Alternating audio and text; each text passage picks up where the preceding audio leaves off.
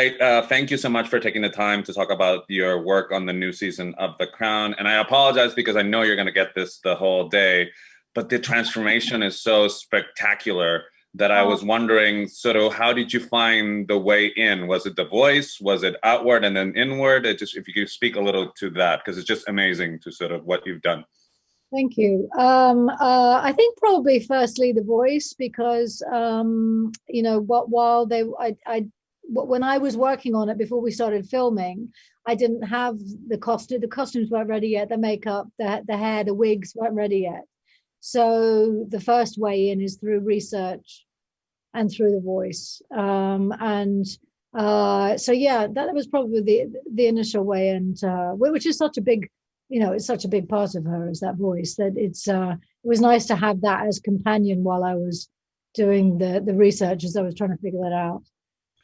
So I would like to talk to you about sort of the contradiction, because there's an episode where she doesn't assign that she thinks she's treating her daughter any differently. I think she doesn't respond to weakness. Let's just say that.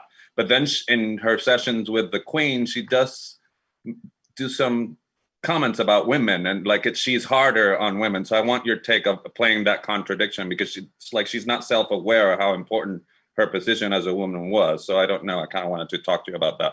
Well, I mean, my understanding is that she was very aware. I mean, she was a self-made woman, if you will, and she really came from very frugal, very meager upbringing, and in a completely different class than the majority of the people that she ended up working with. So she was very conscious of that.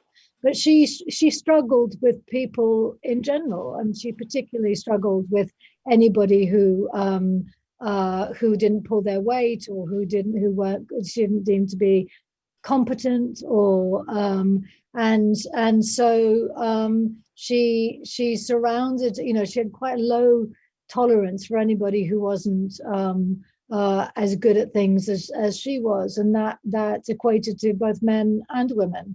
And she certainly could have done more while she was in power, to help women up the ladder, and she didn't do that. And so there have been a lot of conversations over time about whether or not she was a feminist, and regardless of whether you think that she might have been or not, by default almost. She was the first female prime minister of Great Britain, and she lasted for a good 11 years. And so,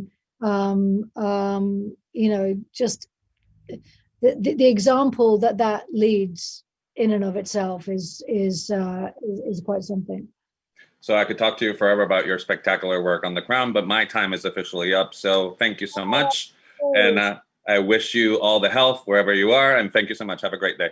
Thank you very much.